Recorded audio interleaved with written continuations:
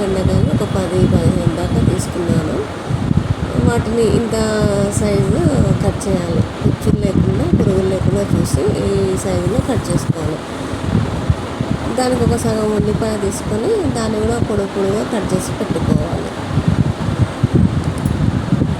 ఒక పెద్ద నిమ్మకాయ సైజంత చింతపండుని తీసుకొని బాగా తొక్క తీసి ఒకసారి కడిగి నానబెట్టుకోవాలి. పులుసు చేసుకోవడానికి ఒక గిన్నె స్టవ్ ఆన్ చేసి గిన్నె తీసుకొని దాంట్లో పులుసుకి కావాల్సిన ఆయిల్ వేసుకోవాలి.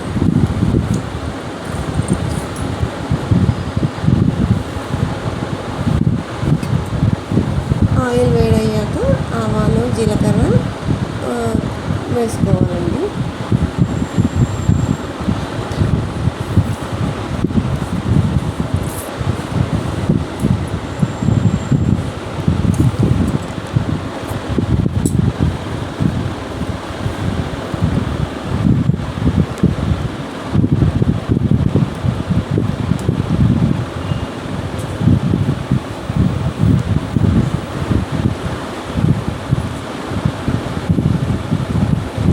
పోపు గింజలు ఈ విధంగా చిటపటలాడిన తర్వాత మనం ముందుగా కట్ చేసి పెట్టుకున్న ఉల్లిపాయ ముక్కల్ని వేసుకోవాలి. దీంతో ఒక్కసారి కలిపేసి దీంట్లో కాస్త అల్లం వెల్లుల్లి పేస్ట్, పసుపు వేసుకొని మరొకసారి కలుపుకోవాలండి.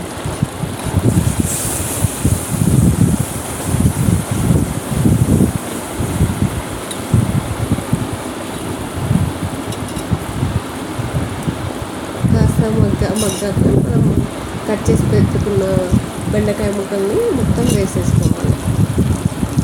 వేసుకొని ఒకసారి కలపాలి.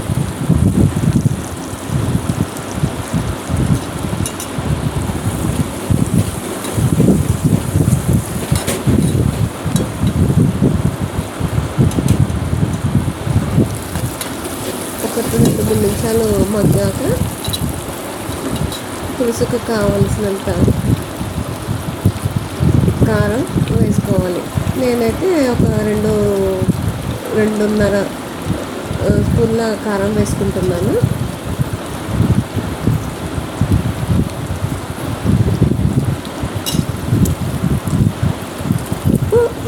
పులుసుకు సరిపడా వేసుకోవాలి. వీటిని వేసాక ఒకసారి కలిపేసుకొని పులుసుకు కావాల్సిన నీళ్ళు పోసుకోవాలండి. ఒక పెద్ద గ్లాసు నీళ్ళు, టీ గ్లాస్ కంటే పెద్ద సైజు.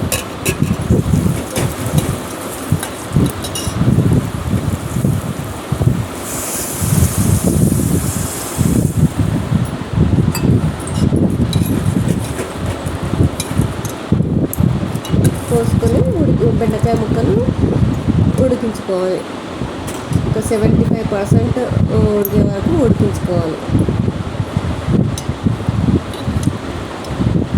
ఈ విధంగా ఉడికాక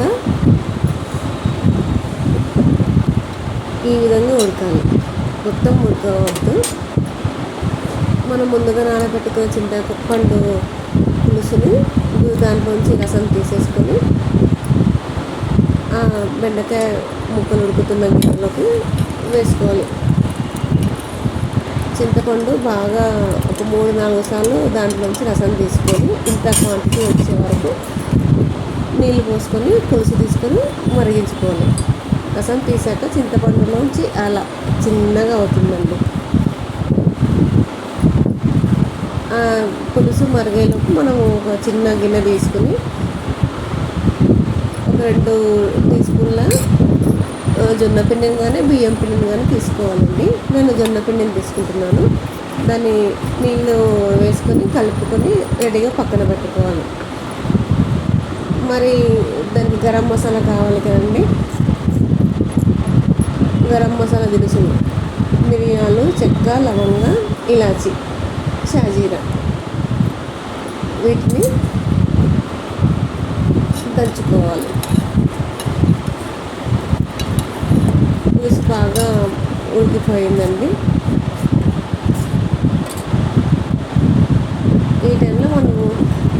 జొన్నపిండి కలిపి పెట్టుకున్నాం కదా, అది కలుపుకుంటూ వేసుకోవాలి.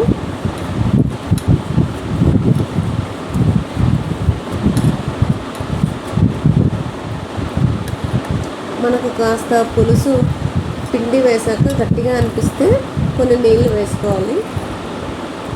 కొంచెం పలచగా అనిపిస్తే ఇంకాస్త పిండిని నీళ్ళల్లో కలిపేసుకుని వేసుకోవచ్చు. ఈ టైంలో మనం కొద్దిగా బెల్లం కూడా వేసుకోవాలి.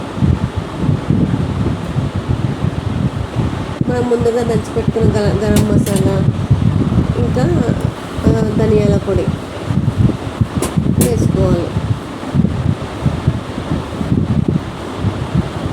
చివరగా కొత్తిమీర, కరివేపాకు కూడా వేసుకొని ఒక 2 నిమిషాలు ఉడికించుకోవాలండి.